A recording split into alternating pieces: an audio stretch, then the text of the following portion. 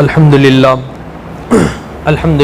رب العالمین والصلاة والسلام علی سید الانبیاء والمرسلین وآلہ وصحبہ وازواجہ ومن تبعہم بإحسان الی یوم الدین اما بعد فاعوذ باللہ من الشیطان الرجیم بسم اللہ الرحمن الرحیم قل ان کنتم تحبون اللہ فاتبعونی یحببکم اللہ وقال النبی صلی اللہ علیہ وسلم انما الاعمال بالنیات وانما لکل امرئ ما نوى صدق اللہ العظیم اللہم صلی وسلم وبارک علی سیدنا محمد وعلی آل سیدنا محمد وبارک وسلم لا حول ولا قوة الا باللہ لا حول ولا قوة الا باللہ لا حول ولا قوة الا باللہ عزیزان گرامی، اللہ رب العزت کا بے انتہا فضل، کرم، احسان و شکر کہ اللہ رب العزت نے آج ہم سب کو یہاں پر آنے کی توفیق عطا فرمائی، کیونکہ اس کا گھر ہے، اس کا دربار ہے۔ اپنے دربار میں آنے کی وہ اجازت اگر کسی کو دیتا ہے تو اس سے راضی ہوتا ہے۔ فکر کی بات تو یہ ہے کہ کئی سارے افراد آج ہمارے ابھی بھی جمعہ کے دن بھی مساجد کو آنے کے بجائے گھروں کے اندر بیٹھے ہوئے ہیں۔ وجہ یہ ہے کہ حضور اکرم صلی اللہ علیہ وسلم کی ایک حدیث ہے جس میں آپ صلی اللہ علیہ وسلم نے ارشاد فرمایا، خیر القرون قرنی ثم الذین یلونہم ثم الذین یلونہم، بہترین اگر اسلام کا کوئی زمانہ ہے تو وہ 3 زمانے ہیں۔ سب سے پہلا زمانہ حضور اکرم صلی اللہ علیہ وسلم کا، پھر صحابہ کا زمانہ، پھر تابعین کا زمانہ۔ یہ 3 زمانے ایسے ہیں جس کے اندر اسلام عروج پر رہتا ہے۔ پھر چونکہ قیامت کا آنا یقینی ہے تو قیامت آنے کے لیے آدمی کا اعمال سے نکلنا ضروری ہے۔ جب آدمی اعمال سے نکلتا چلا جائے گا، اسلام سے دور ہوتا چلا جائے گا، اسلام کو اپنے اندر سے نکال کر غیروں کے طریقے کو اپنے اندر لاتا جائے گا تو دھیرے دھیرے قیامت کے قریب ہوتا جائے گا۔ اور اسی کے لیے حضور اکرم صلی اللہ علیہ وسلم نے قیامت کی تقریباً 72 نشانیاں یا 73 نشانیاں آپ نے بتائیں کہ یہ نشانیاں جس وقت ہونے لگیں، مطلب یہ ہے کہ آدمی اسلام سے ہٹ کر غیروں کے طریقے کو اپنے اندر جب لاتا جائے، مسلمانوں کے اندر یہ نشانیاں جب داخل ہوتی چلی جائیں تو سمجھ لینا کہ قیامت قریب آ چکی ہے۔ تو اس لیے آدمی ایمان سے ہٹتا ہوا چلا جاتا ہے۔ نماز اسلام کا ایک اہم رکن ہے، لیکن آج نماز پڑھنے سے آدمی اتراتا ہے تو نماز سے دور ہوتا ہوا جا رہا ہے۔ گانے کے اندر آدمی وقت گزارنا پسند کرتا ہے، فلمی تھیٹر کے اندر وقت گزارنا پسند کرتا ہے، لیکن مسجد کے اندر وقت گزارنے کے لیے آدمی کے اندر بے چینی شروع ہو جاتی ہے۔ اگر کوئی آدمی مسجد میں آ جاتا ہے تو پھر اس کے اندر ایک للچاہٹ پیدا ہوتی ہے، اس آدمی کے اندر ایک وسوسہ پیدا ہوتا ہے کہ میں کب نماز ختم کروں، کب نماز ختم ہوگی اور کب میں مسجد سے باہر نکلتا ہوا چلا جاؤں۔ تو مسجد سے نکلنے کے لیے بے چینی ہے، لیکن احادیث کو آپ اٹھا کر دیکھو تو پرانے زمانے کے اندر یا صحابہ کے دور کے اندر یہ بات ملتی تھی کہ صحابی مسجد میں چلے گئے تو باہر آنے کے لیے وقت لگا کرتا تھا، لیکن بازار چلے گئے تو بازار سے آنے کا وقت گھروں کو معلوم ہو جاتا، لیکن مسجد جانے کے بعد وہاں سے آنے کے لیے ان کو تاخیر ہو جاتا۔ لیکن آج ہماری حالت یہ ہے کہ ہم نے صحابہ کے طریقے کو اپنی زندگی سے اس قدر نکالا کہ ہم مسجد کو جاتے ہیں تو گھر والوں سے اگر معلوم کریں، کہیں گے کہ مسجد ہی گئے ہوئے ہیں، 5 منٹ میں آ جائیں گے۔ اگر کوئی کہے کہ آپ کے شوہر کہاں ہے، بیوی کہے کہ اگر بازار گئے ہوئے ہیں، اگر کوئی پوچھے کہ بازار گئے ہوئے ہیں کتنا دیر لگے گا، بیوی کہے گی کہ پتہ نہیں کہ کتنا دیر لگے گا۔ آج حالت ہماری یہ ہوئی پڑی ہوئی ہے، ہم ہر طرف اسلام سے اپنے آپ کو دور کرنے کے اندر لگے ہوئے ہیں۔ ضرورت اس بات کی ہے کہ حضور کا طریقہ ہمارے اندر ہو، صحابہ کا طریقہ ہمارے اندر ہو۔ وجہ یہ ہے کہ آپ پارہ نمبر 1 اٹھائیں، اس پارے کے صفحہ نمبر 3 کو دیکھیں تو وہاں پر اللہ رب العزت نے ایمان کا تذکرہ کیا، اور کرتے ہوئے اللہ رب العزت نے ارشاد فرمایا کہ اگر کسی کا ایمان معتبر ہونا ہے، اگر کسی کا ایمان معتبر ہونا ہے، مقبول ہونا ہے، تو ایمان مقبول ہونے کے لیے کیا شرط ضروری ہے، ایمان کیسا ہونا ضروری ہے، آپ وہاں پر دیکھو گے تو اس وقت اللہ رب العزت کا ارشاد ملے گا، یا ایھا الذین آمنو، اے ایمان والو، آمنو، ایمان لاؤ۔ کیسے ایمان لانا ہے؟ اللہ فرماتے ہیں کما آمن الناس، جیسے صحابہ کا ایمان تھا، صحابہ کا ایمان کی طریقے سے اگر تمہارا ایمان بنے گا اس وقت تمہارا ایمان مقبول ہوگا۔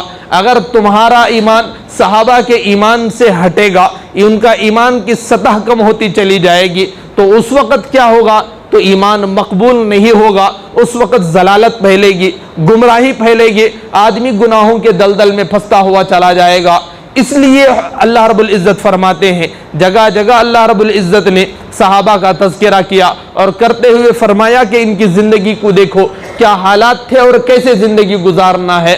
ہر وقت اللہ رب العزت ارشاد فرماتے ہیں، ایک تو اللہ رب العزت قرآن کریم کے اندر اپنا ڈر دکھاتے ہیں، واتقوا اللہ، اللہ سے ڈرو، اللہ سے ڈرو۔ جگہ جگہ اللہ رب العزت اللہ سے ڈرنے کا تذکرہ کرتے ہیں اور ایمان پر صحیح پر قائم رہنے کا تذکرہ کرتے ہیں۔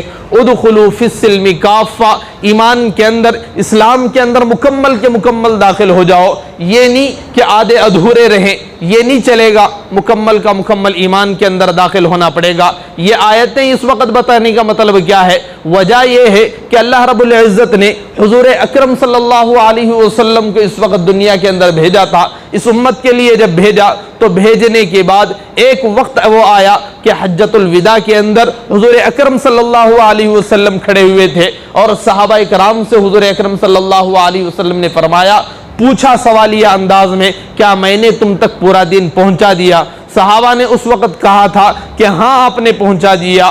تو اس جملے کو لینے کی ضرورت ہے۔ حضور اکرم صلی اللہ علیہ وسلم نے یہ نہیں پوچھا کیا میں نے ایمان کو پہنچا دیا، کیا میں نے اسلام کو پہنچا دیا، کیا میں نے اللہ کے احکامات کو پہنچا دیا، بلکہ جملہ یہ تھا کیا میں نے تم تک اللہ کے سارے دین کو پہنچا دیا، مکمل دین کو پہنچا دیا۔ اس وقت صحابہ نے کہا تھا کہ ہاں ہاں آپ نے پہنچا دیا۔ وجہ یہ ہے کہ ہم نے حضور اکرم صلی اللہ علیہ وسلم کی آدھی ادھوری زندگی کو دیکھا ہے، حضور کے آدھے طریقے کو دیکھا ہے۔ حضور کی اگر سیرت پڑھتے ہیں تو سیرت کو سمجھنے کا جو ہمارا نظریہ ہوگا، جو ہمارے ذہن کام کرے گا، تو اس کام کے لحاظ سے، ہماری ذہنیت کے سوچ کے لحاظ سے ہم سیرت کو سمجھتے ہیں۔ لیکن حضور کی زندگی کو اگر دیکھا جائے تو سیرت کے اندر کئی سارے پہلو پڑے ہوئے ہیں، ہم ان پہلوؤں کو لینے کی ضرورت نہیں سمجھتے، ہم ان پہلوؤں پر غور کرنے کی ضرورت نہیں سمجھتے۔ ایک مثال آپ کے سامنے پیش کروں، محرم کا مہینہ آتا ہے تو ہجرت کے واقعات شروع ہو جاتے ہیں۔ ہجرت کا جب واقعہ آتا ہے تو ہجرت کے واقعے میں یہ بیان ہوتا ہے کہ جب کفار حضور کو ستانے لگے تو حضور ایک مکہ سے نکلے اور مدینہ پہنچ گئے۔ درمیان میں کفار کا اندیشہ تھا، ستانے کا اندیشہ تھا، غار کے اندر 3 دن چھپے رہے، پھر وہاں سے نکل کر مدینہ پہنچ گئے۔ بس یہ واقعہ سرسری بتا دیا جاتا ہے۔ بس سیرت کو ہم نے اتنا ہی سمجھے رکھا ہے کہ حضور نے جو کام کیا ہے بس مسجد والا کام کیا ہے، کیسے بات کرنا ہے، ماں باپ کے ساتھ کیسے رہنا ہے۔ دین کو ہم لوگوں نے منحصر کر دیا ہے، دین کو ہم لوگوں نے منحصر کر دیا ہے۔ بلکہ حضور کی زندگی کو اگر دیکھا جائے تو ٹیکنیکل زندگی حضور کی کیا تھی، یہ حضور کی زندگی سے ہم لوگوں کو ملتا ہے۔ ہم اگر ٹیکنیک کوئی چیز دیکھنا چاہتے ہیں تو ہم انگریزوں کے طریقے پر جاتے ہیں، فزیکل اگر دیکھنا چاہتے ہیں انگریزوں کے طریقے پر جاتے ہیں۔ ہماری زندگی کا لمحہ لمحہ، گوشہ گوشہ انگریزوں کے طرز پر پڑا ہوا ہے، لیکن حضور کے طرز سے ہماری زندگی خالی ہے۔ وجہ یہ ہے کہ حضور کی زندگی سے ہمیں کوئی میسیج نہیں ملتا، ایسی بات نہیں، بلکہ ہماری ذہنوں کا قصور ہے، ہماری سمجھ کا قصور ہے کہ ہم نے حضور کی زندگی کو کیسے سمجھا ہے۔ بس یہ ہماری ذہنیت کا قصور ہے۔ اگر اسی ہجرت کا واقعہ اگر لیا جائے تو آپ اگر عمرہ جائیں یا حج کو جائیں تو آپ وہاں کے راستے دیکھ کر معلوم کریں، آپ کو پتا چلے گا کہ حضور نے اس وقت کیا ٹیکنیک اپنائی تھی۔ ایک مدینہ جانے کے لیے عام راستہ تھا، ایک سادہ راستہ تھا، شارٹ کٹ راستہ تھا۔ اس راستے کو حضور اکرم صلی اللہ علیہ وسلم نے ہجرت کے وقت نہیں اپنایا، بلکہ ایک لانگ راستے کو اپنایا، بہت ہی طویل جو راستہ تھا وہاں سے سفر کیا۔ وجہ کیا ہے کہ آدمی سوچتا ہے، आदमी की आमतौर पर सोच ये होती है कि मैं यहाँ से निकलूं तो शॉर्टकट रास्ते से वहां तक पहुंच जाऊं। तो कुफ्फार अगर हुजूर हिजरत करते हैं, कुफ्फार सोचेंगे कि हुजूर अकरम सल्लल्लाहु अलैहि वसल्लम जब मदीने के लिए निकले हैं तो इसी रास्ते से जाएंगे जो रास्ता आम है, जो चलने फिरने का रास्ता है, तो उस रास्ते को फॉलो करेंगे और यहाँ पर हुजूर अपने असहाब के साथ सीधे मदीने को रास्ते से पहुंचना आसान हो जाएगा। ये सोचते हुए हुजूर ने टेक्निक अपनाते हुए लॉन्ग रास्ता इख्तियार किया। जब फिर ये वक्त ऐसा आया कि कुफ्फार फॉलो करने लगे, हुजूर गारों को ढूंढ कर एक ऐसी गार में पना लिए जिस गार के अंदर किसी का सोचना भी मुहाल था कि यहां भी कोई छुप सकता है। ऐसी गार का हुजूर ने इंतखाब किया था जहां पर किसी की सोच नहीं जा सकती थी कि इस गार के अंदर, इस गड्ढे के अंदर भी कोई छुप सकता है। यह टेक्निकली जिंदगी थी हुजूर की, जो हुजूर जिक्र बता रहे थे। हुजूर की जिंदगी को अगर देखा जाए तो टेक्निकल भी हमें मिलती है, फिजिकल भी मिलता है, हर किस्म की चीज हुजूर की जिंदगी से मिलती है। अगर कोई आदमी अपना स्टाइल बनाना चाहता है, सर के बाल से लेकर पैर के नाखून तक अगर कोई स्टाइल बनाना चाहता है तो हुजूर की जिंदगी को देख लिया जाए। हुजूर अपना पूरा एक स्टाइल देकर, एक स्टाइल का शेड्यूल देकर दुनिया से चले गए। लेकिन आज हमारी हालत यह है कि हम हुजूर के स्टाइल को अपनाने के लिए तैयार नहीं। चाहिए तो होना तो यह था कि हुजूर के बाल का जो स्टाइल था आज हम वो स्टाइल अपनाते। लेकिन हमारी हालत मुसलमानों की बताऊं, हमारे नौजवानों का अक्सर हिस्सा वो होगा जिनके बालों को अगर देख लिया जाए, गौर कर लिया जाए तो हुजूर के बाल के तरीके पर नहीं, किसी फिल्मी एक्टर के तरीके पर हमारे बाल मिल जाएंगे। ये तरीका हमारे लोगों का आज रहा है। हुजूर को छोड़कर गैरों के तरीके को हम अपनाने वाले हो गए। हमारे बाल हो, हमारा लिबास हो, हमारा जूता हो, हमारा चलन फिरन हो, हर तरीका गैरों का हमारे अंदर आता गया और हुजूर का जो स्टाइल था उस स्टाइल को हम लोग छोड़ते चले गए। और आज इसी स्टाइल को अंग्रेज अपना रहा है। हुजूर के उन्हीं स्टाइलों में से एक एक चीज को आप उठाओ, अंग्रेज उन्हीं स्टाइल को उठा रहा है, उन्हीं चीजों को आज अपने तरीके से पेश कर रहा है। तो मुसलमान उसको अपनाने के लिए तैयार है। पहले टखनों से नीचे पायजामा पहनना एक स्टाइल बन चुका था, हर आदमी उसी तरीके पर गामजन था, हर आदमी उसी पर जमा हुआ था। लेकिन अब का जो स्टाइल निकला हुआ है, टखनों से ऊपर पहनने का एक स्टाइल बन गया था, तो उसी तरीके पर लोग बनते हुए चले गए, उसी तरीके को अपनाते हुए चले गए। लेकिन हुजूर के तरीके पर आते हुए आदमी अपनाने के लिए तैयार नहीं था।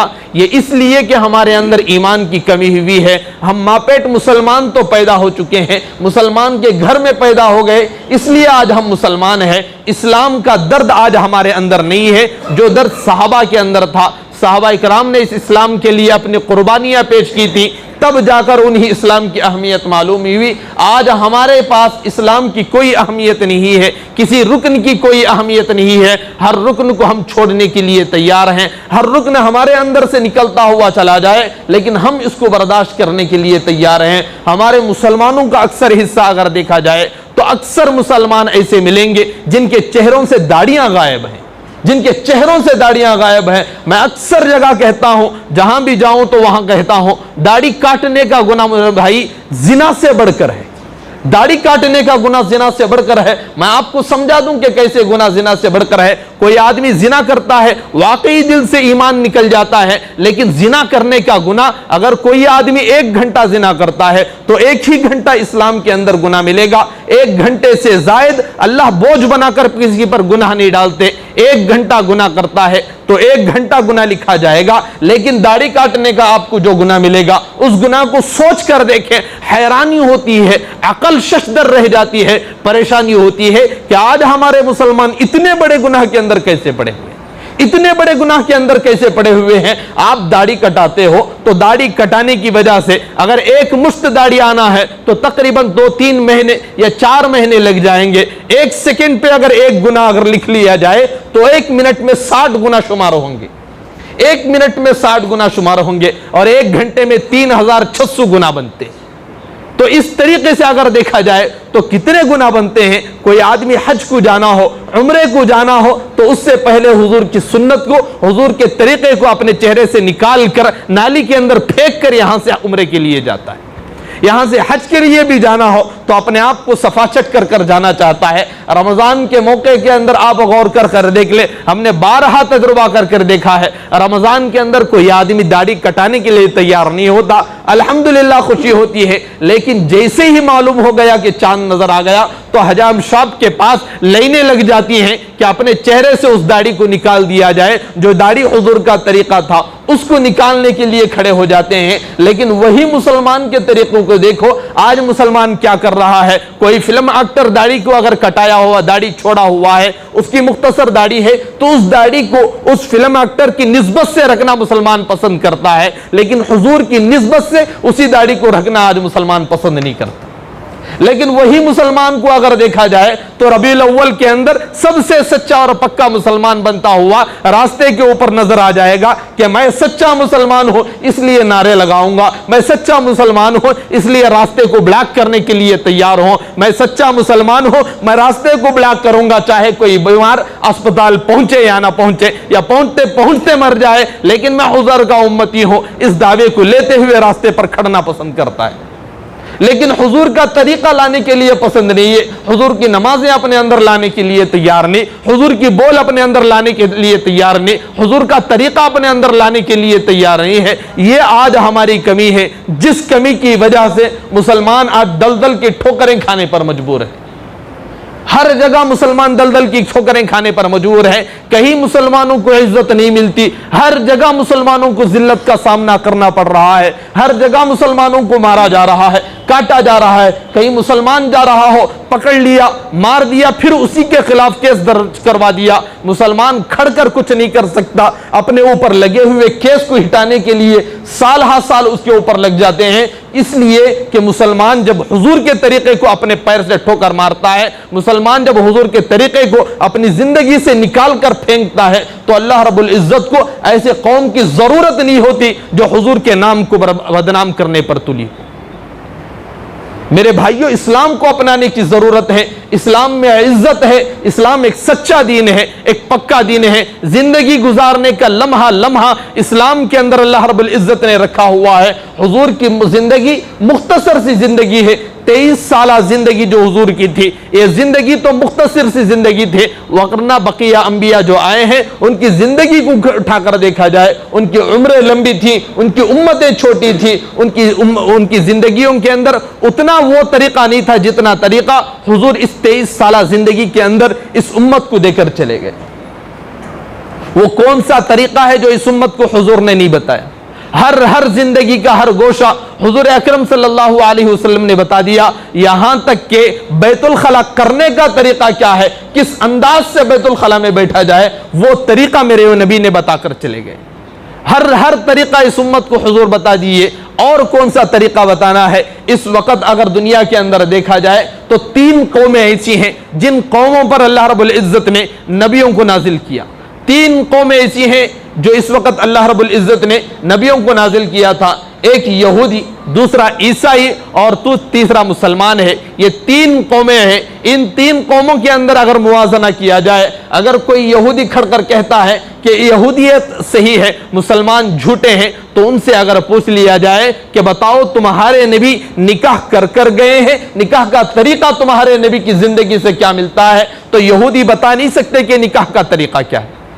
اگر کوئی عیسائی کہتا ہے کہ اسلام کے اندر اسلام جھوٹا ہے، عیسائیت صحیح ہے، اگر انہی عیسائی کو پوچھ لیا جائے بتاؤ تمہارے نبی نکاح کا اہم مسئلہ ہے، وہ نبی کا طریقہ کیا ہے نکاح کا، وہ بتا نہیں سکتے۔ حضرت عیسیٰ علیہ السلام نکاح کیے ہیں یا نہیں کیے ہیں، اس کا تذکرہ ہی کہیں نہیں ملتا۔ تو پھر وہ جو نکاح کرتے ہیں اس کی بعد کی جو زندگی ان کی گزرتی ہے، بیوی کے ساتھ کیسے پیش آئیں، بچے کے ساتھ کیسے پیش آئیں، بیوی اپنے شوہر کے ساتھ کیسے پیش آئیں، سسرال میں کیسے پیش آئیں، یہ ساری کی ساری جو زندگی ہے، یہ زندگی نہ یہودیوں میں ملتی ہے نہ عیسائیوں میں ملتی ہے۔ اگر ملتی ہے تو وہ اسلام کے اندر ملتی ہے۔ زندگی کا ہر لمحہ لمحہ حضور بتا گئے، بچپن کیسا ہو، جوانی کیسی ہو، بڑھاپا کیسا ہو، فقیری کیسی ہو، امیری کیسی ہو، بھوک کی حالت ہو ہو تو کیا ہو، اگر مالداری کی حالت ہو تو کیا ہو، اگر بچے والا باپ ہے تو اس کی زندگی گزارنے کا طریقہ کیا ہے، اگر کسی باپ کے بچے مر جائیں پیدائش کے بعد وہ کیسی زندگی اختیار کیا کرے،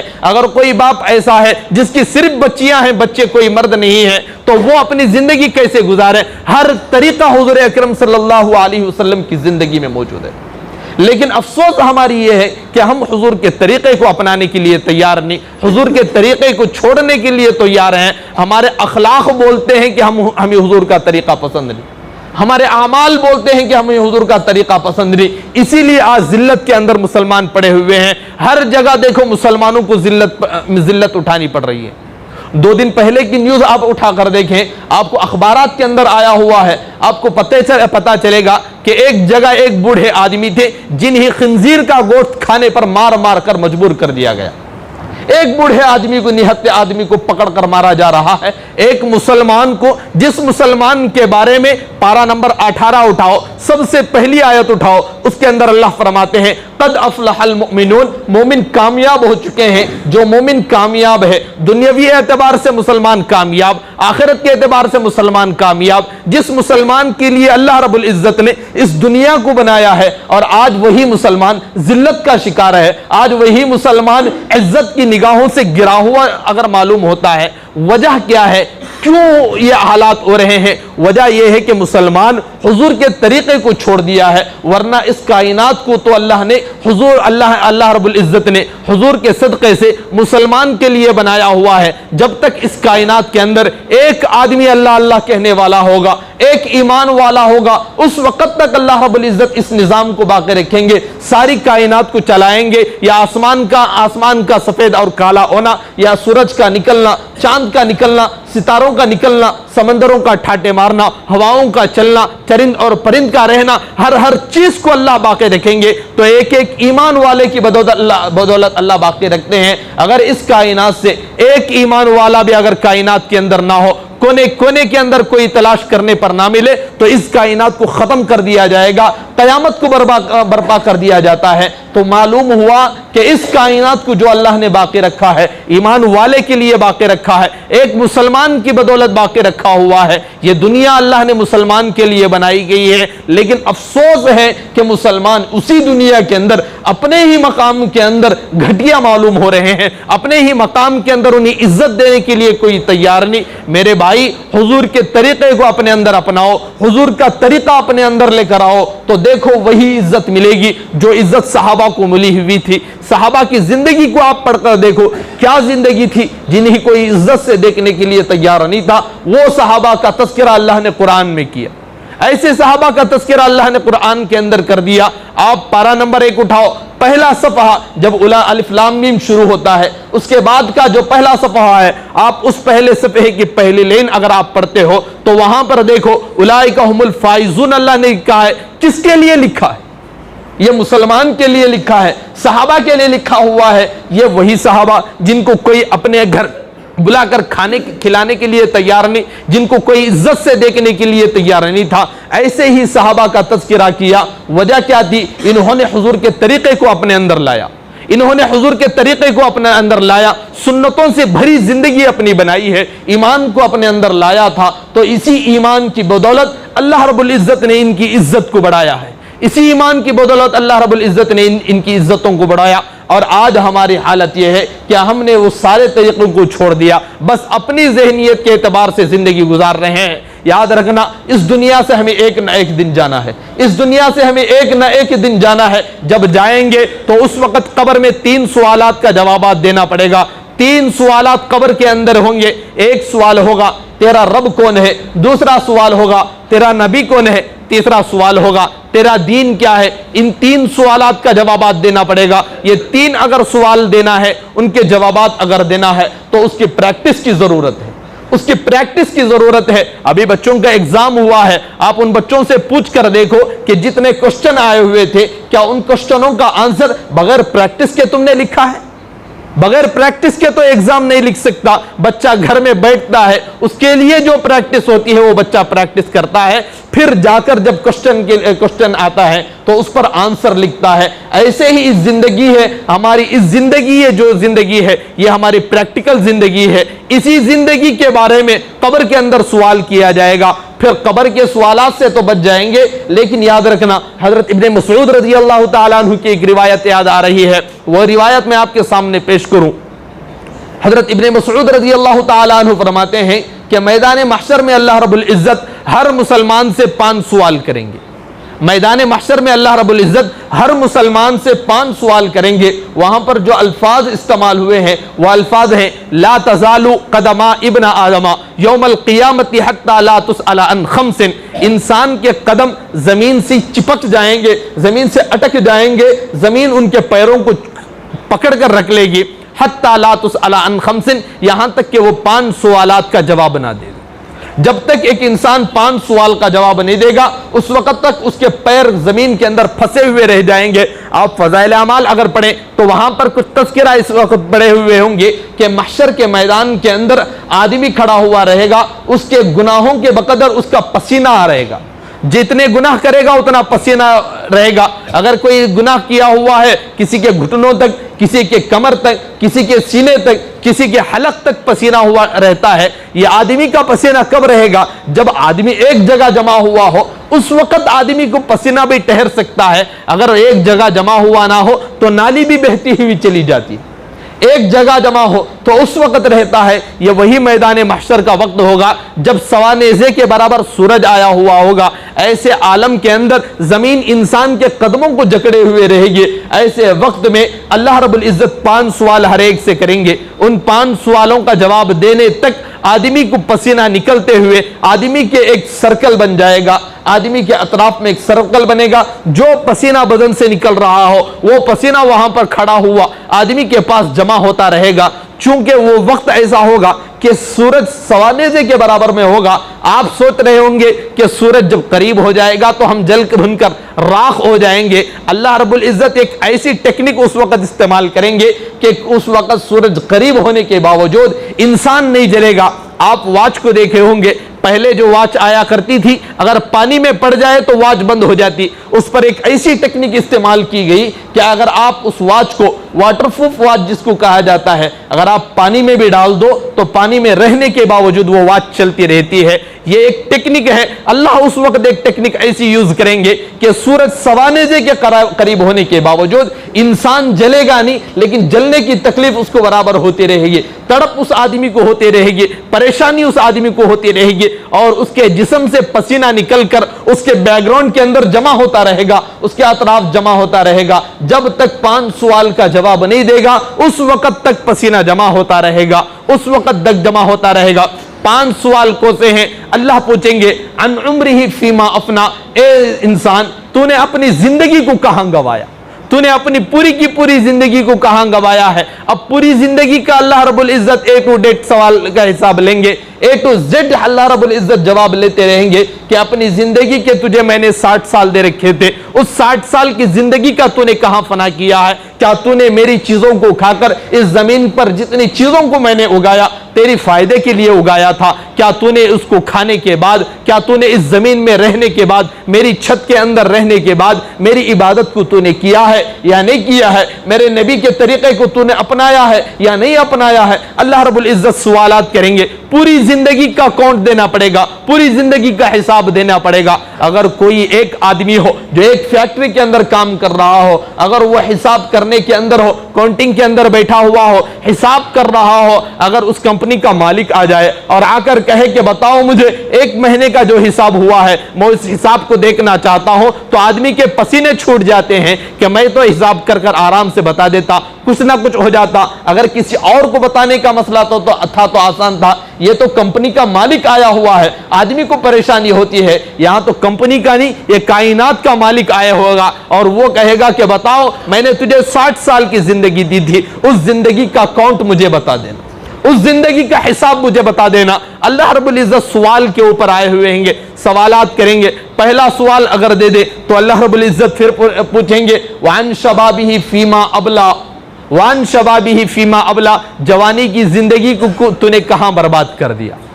एक तो पूरी जिंदगी का हिसाब लेंगे, फिर अल्लाह पूछेंगे जवानी की जो जिंदगी थी ये मुझे महबूब जिंदगी थी, इस जिंदगी के अंदर तो अमाल कर लेता तो ये अमाल मुझे बहुत महबूब हुआ करते, बता तू अपनी जवानी को कहां बर्बाद कर दिया।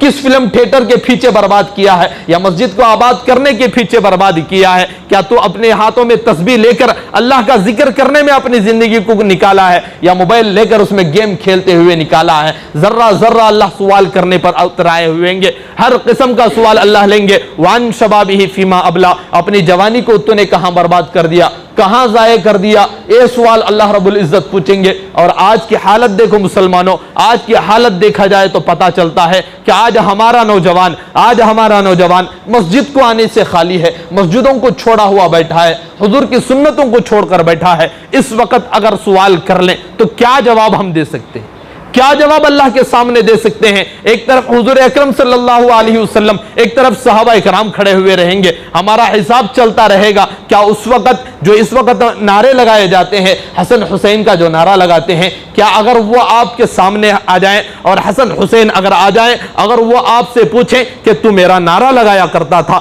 मैं तेरे लिए ईमान तेरे तक पहुंचाने के लिए मैंने अपने आप को शहीद कर दिया, बता मेरा नारा लगाने के अलावा तूने कुछ किया है या नहीं किया है, ईमान लाया है नहीं लाया है, मेरे नाना के इस्लाम को तूने बर्बाद किया है या आबाद किया है?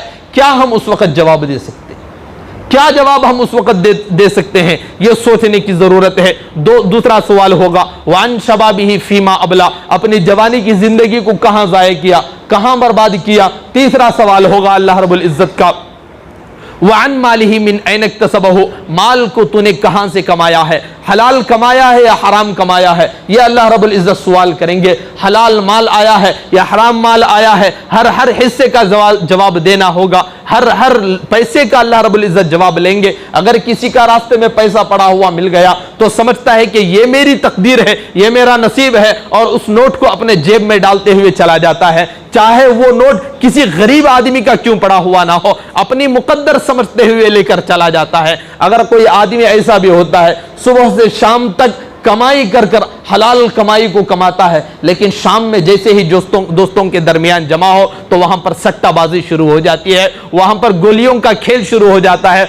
वहां पर बेटिंग शुरू होती है, और हलाल कमाई को हराम में मिलाता है और हराम कमाई को कमाकर अपने माँ बाप को लेकर जाकर खिलाता है। जिस माँ बाप ने अपने खून का खतरा अपने बच्चों के लिए निछावर कर दिया, उसी माँ बाप को अब हराम कमाई ये बच्चा खिलाता है, उसी अपने ही बीवी और बच्चों को हराम कमाई का माल खिलाने लगता है। ये बेडिंग के अंदर होता है। ये मैं इसलिए तज़किरा कर रहा हूं कि मुसलमान आज हलाल कमाई कमाने के अंदर तो लगा हुआ है, मेहनत की कमाई कमाता है, लेकिन शाम घर जाते हुए हराम कमाई को अपने अंदर शामिल कर कर घर चला जाता है और अपने माँ बाप को वही हराम की कमाई खिला देता है, और उसी हराम की कमाई को जमाते हुए तसव्वुर करता है कि मैं हज चला जाऊंगा, उम्रा चला जाऊंगा। उस हराम की कमाई की वजह से अल्लाह बीवी को बीमार कर देते हैं, बच्चे को बीमार कर देते हैं, या माँ बाप को बीमार कर कर उस तकलीफ को लाने के बाद उस हराम की कमाई को अस्पताल के जरिए से पहुंचाते हैं, अस्पताल को निकाल देते हैं या कहीं ना कहीं उसको निकाल देते हैं।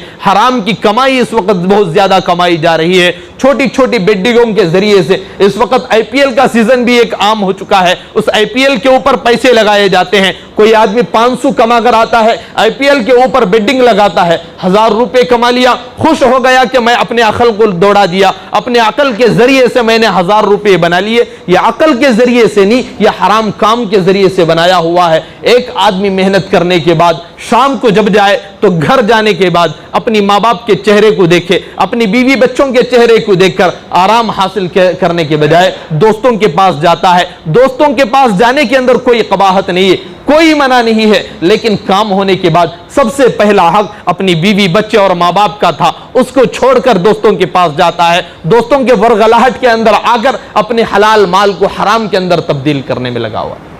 इसलिए जरूरत है कि अपने हम माल को हलाल करें, हलाल माल कमाएं। यह अल्लाह रब्बुल इज्जत तीसरा सवाल करेंगे, मिन ऐन इक्तसबहु, माल को तूने कहां से कमाया है। चौथा सवाल अल्लाह रब्बुल इज्जत करेंगे, वफीमा अनफकहु, कहां तूने अपने माल को खर्च किया है, कहां तूने अपने माल को खर्च किया था। अगर किसी दिन के अंदर 500 कमाया हुआ है, उस 500 रुपये तूने कहां पर खर्च किए हुए हैं, کہاں پر خرچ کیے ہوئے ہیں، اس کا سوال اللہ رب العزت پوچھیں گے۔ ایک ایک پیسے کا سوال ہوگا، یہ نہیں کہ 500 روپے کا ٹوٹلی سوال ہوگا، ایک ایک پیسے کا اللہ رب العزت سوال کریں گے، ہر پیسے کا جواب ہمیں دینا ہوگا۔ ایسے نہیں اے اللہ چھوڑ دو 100 روپے ہیں، اللہ کو پاس کوئی پالیسی نہیں چلے گی، اللہ بیٹھے ہوئے ہیں سوال کرنے کے لیے، مکمل سوال کریں گے، ہر قسم کا سوال ہوگا، ذرہ ذرہ سوال کریں گے، پھر جواب جب دے گا آدمی اس وقت اس کا یہ جنت کو جانے کا فیصلہ ہوگا۔ اگر جواب نہیں دے گا، جواب سے اگر کوئی آدمی فیل ہو جائے گا، پھر فرشتے کو آواز دیں گے،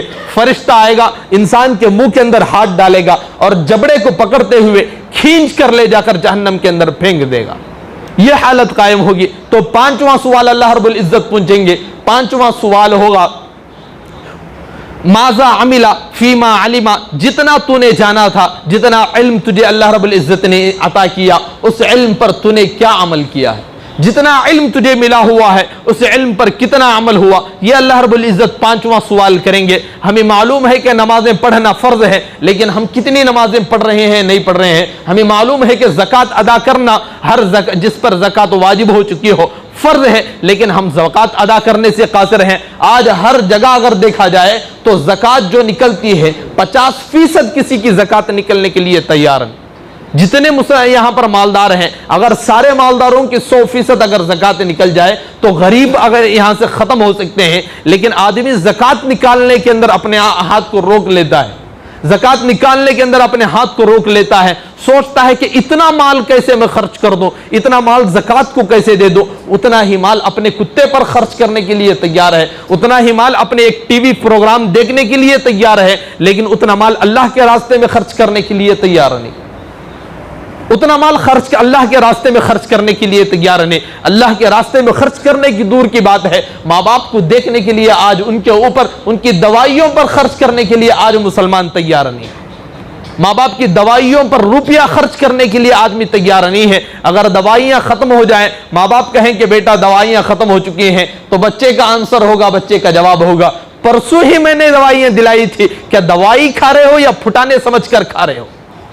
تو بچوں کا آنسر نکلتا ہے، کیونکہ بچے کو علم نہیں سکھایا جاتا، بچے کو دیندار نہیں سکھائی جاتی، تو اس وقت یہ بچے بگڑتے ہیں۔ ایسے ہی بچے بگڑتے ہوئے چلے جاتے ہیں، اور اس وقت جتنے نوجوان بگڑے ہوئے ہیں اور جتنے بچے اس وقت بگڑ رہے ہیں، ان میں اکثریت جو حصہ ہے یہ ماں باپ کی غلطی ہے، اکثریت حصہ یہ ماں باپ کی غلطی ہے۔ ماں باپ نے بچپن کے اندر بچوں کے ہاتھ میں موبائل دے دیا، ماں باپ نے بچوں کو نماز کی طرف لانے کے بجائے فلم تھیٹروں کو لے کر جانے لگے، ماں باپ بچوں کو بڑوں کے سامنے بات کرنے کا طریقہ سکھانے کے بجائے اگر کوئی بچہ اگر کسی کو گالی دیتا ہے تو ماں باپ خوش ہوتے ہیں، دیکھو گالی دے دیا، اسی پر ایک ہنسی کا مذاق اڑانے لگتے ہیں، ہنسی کا ایک پروگرام گھر کے اندر بنانے کے لیے تیار ہیں، لیکن اسی بچے کو ڈانٹنے کے لیے تیار نہیں کہ یہ بڑے ہیں، انہیں گالی نہیں دی جا سکتی، یہ بڑے ہیں، انہیں آرے تورے سے بات نہیں کیا جا سکتا، ان کو عزت سے بات کرنا چاہیے، یہ طرز ہمیں سکھانے کے لیے تیار نہیں۔ اگر کوئی بچہ کچھ کہتا ہے تو اس کہنے پر ہم مذاق اڑانے کے لیے تیار ہیں۔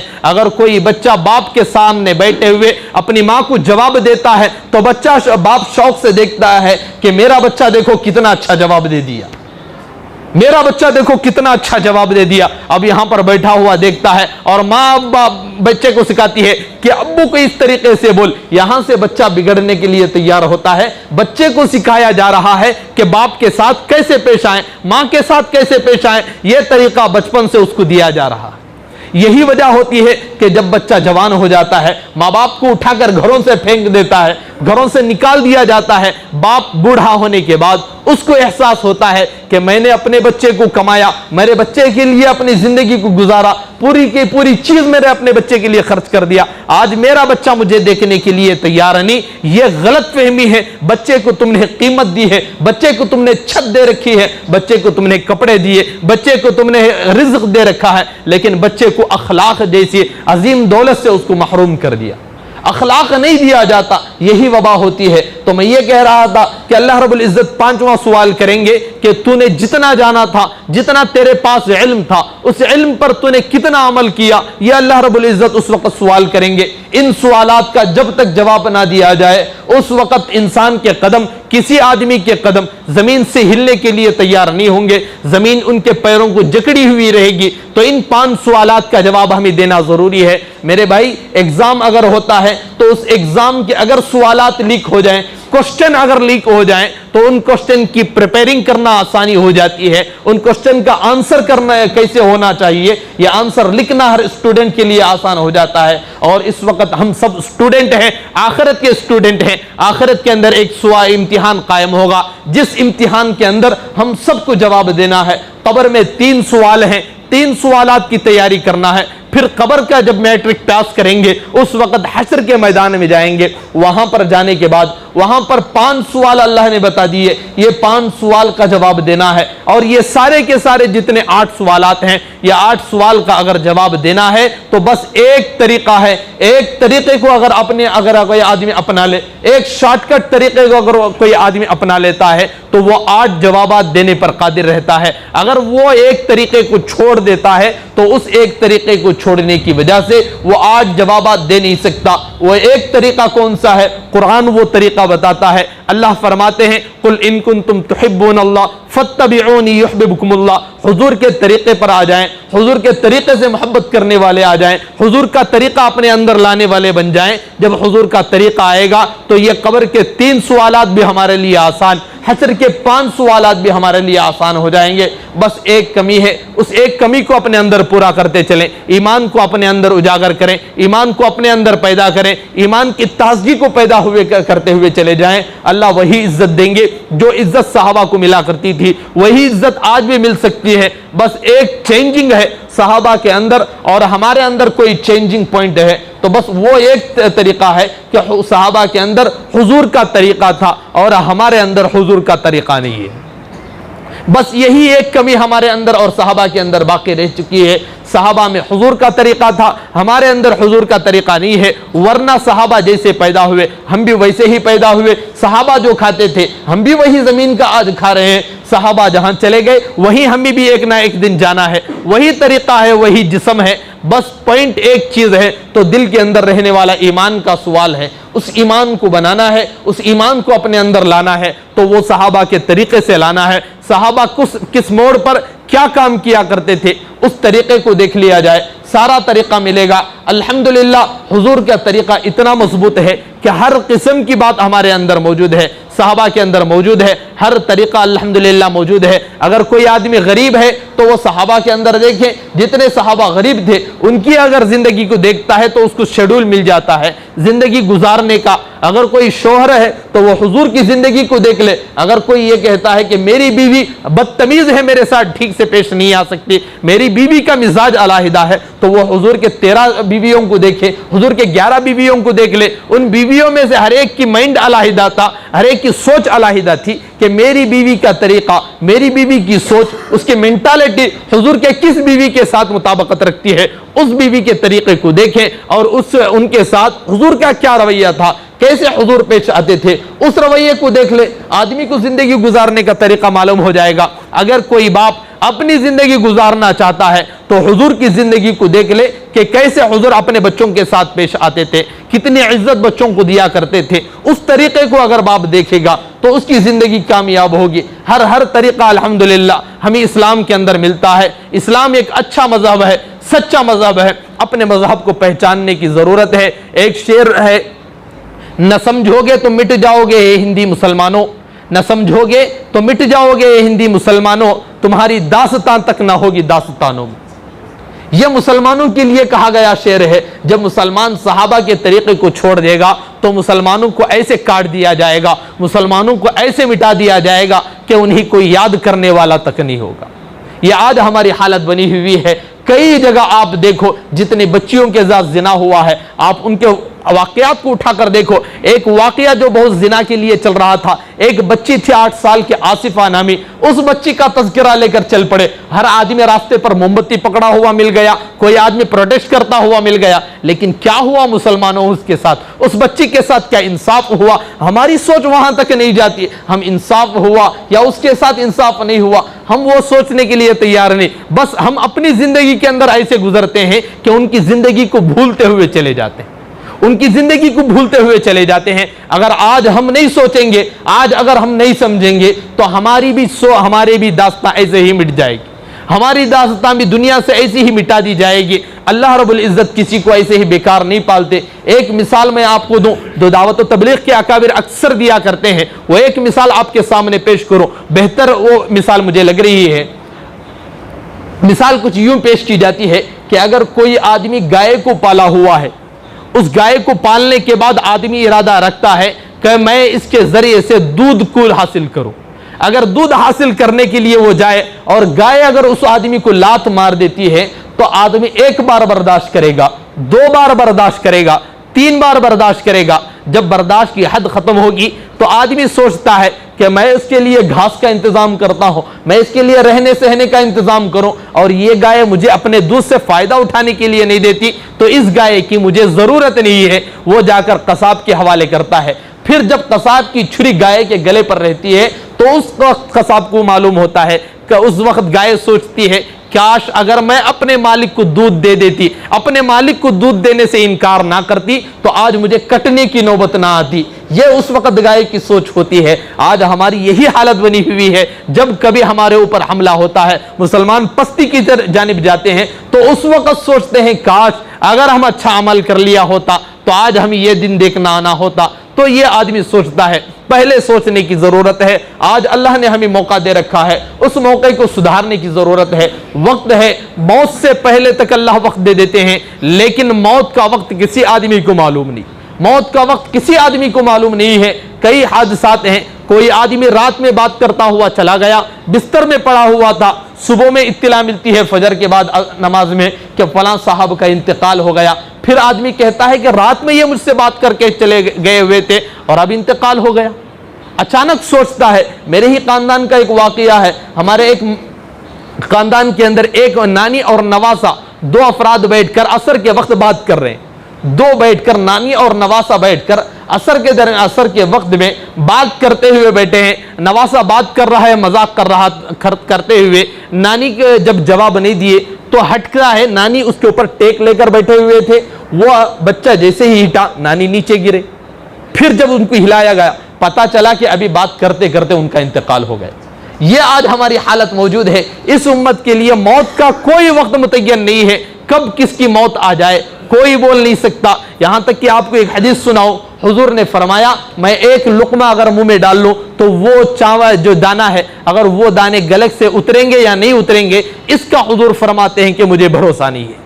ایک اگر میں سلام پھیرتا ہوں تو دوسرے سلام پھیرنے کا مجھے بھروسہ نہیں ہے۔ یہ حضور کی حدیث ہیں، یہ حضور فرماتے ہیں اس وقت موت کا کسی کو بھروسہ نہیں ہے، معلوم نہیں کہ کون زندہ رہے گا کون چلا جائے گا۔ اس مسجد سے چاہے میں اٹھ کر اپنے گھر پہنچوں یا نہ پہنچوں یہ مجھے بھروسہ نہیں ہے۔ اس مسجد سے میں اپنے گھر پہنچ سکوں یا نہیں پہنچ سکتا یہ مجھے بھروسہ نہیں ہے۔ اس وقت کی حالت یہ ہے، کسی کی موت کا کوئی بھروسہ نہیں ہے۔ ایسی زندگی کے اندر ہم اگر توبہ نہیں کریں گے، ہم اگر اسلام پر قائم نہیں رہیں گے تو ہماری زندگی گزارنا سارا کا سارا بیکار ہو جائے گا۔ میرے بھائی، اسلام کے اوپر زندگی گزارو، حضور کے طریقے کو اپنے اندر لانے کی ضرورت ہے، صحابہ کے طریقے کو اپنے اندر لانے کی ضرورت ہے۔ اس وقت کے جو بھی حالات ہیں ان حالات کو اگر دیکھنا ہے، ان حالات سے اگر نمٹنا ہے تو بس ایک طریقہ ہے، وہ طریقہ ہے حضور کا طریقہ تھا۔ اس حضور کے زمانے کے اندر اگر کوئی اہم مسئلہ پیش آتا تو صحابہ کرام مسجد کی طرف دوڑے آتے اور مسجد سے اللہ رب العزت کا کانٹیکٹ کرتے، اللہ رب العزت سے جڑ جاتے اور اپنے فیصلوں کو حل کیا کرتے تھے۔ اس وقت جو حالات ہیں، الیکشن کے حالات ہیں، ان حالات کو بدلنے کی ضرورت ہے۔ اس وقت کے جو حالات ہیں اگر وہ حالات بدل جائیں تو اسلام کے لیے بہتر ہے۔ اگر حالات نہیں بدلیں گے، اگر وہی گندی پارٹی اگر کوئی اسلام واپس بیٹھتی ہے، میجارٹی حاصل کرتی ہے تو اس وقت مسلمانوں کے لیے بلکہ لیے ایمان کے لیے خطرہ ہونے کی گنجائش ہے۔ اس لیے ضرورت ہے کہ اب جتنے بھی دن ہمارے پاس باقی ہیں جب تک نتائج نہیں آتے ان نتائج تک اللہ رب العزت سے لو لگائیں، اللہ رب العزت سے دعائیں مانگتے رہیں، اے اللہ ایک ایسی پارٹی ہمیں عطا فرما جو پارٹی اسلام کا نقصان نہ کرنے والی ہو، ایمان کا نقصان نہ کرنے والی ہو۔ اللہ رب العزت سے مانگتے رہیں۔ اور الحمدللہ ایک خوشخبری بھی یہ ہے، میرے استاد حضرت مولانا پی ایم مزمل صاحب دامت برکاتہم ایک بیان کے اندر فرما رہے تھے کہ الحمدللہ اس مرتبہ جو ووٹوں کی گنتی کا جو دن ہے، جس دن نتائج سامنے آنے والے ہیں وہ 17 رمضان ہے۔ 17 رمضان کو الحمدللہ نتائج سامنے آنے والے ہیں۔ تو حضرت نے ایک بات کہا کہ اس وقت جو 17 رمضان کی جو تاریخ ہے وہ جنگ بدر کی فتح کی تاریخ ہے، جنگ بدر کی فتح کی تاریخ ہے۔ مسلمانوں کو ایک بہت بڑی کامیابی جس دن ملی ہوئی تھی، ایسے دن الیکشن کے رزلٹ بھی آنے والے ہیں، تو اس دن کے لیے اللہ رب العزت سے دعا مانگے کہ جس طریقے سے کفار سے جیسے اللہ رب العزت نے فتح دے رکھا ہے، ایسے ہی اللہ رب العزت اس وقت گندی پارٹی سے ہمیں فتح عطا فرمائے اور سیکولر پارٹی ہم سب کو نصیب عطا فرمائے۔ بس اسی بات پر اپنی بات کو ختم کرتا ہوں۔ وآخر دعوانا ان الحمد للہ رب العالمین۔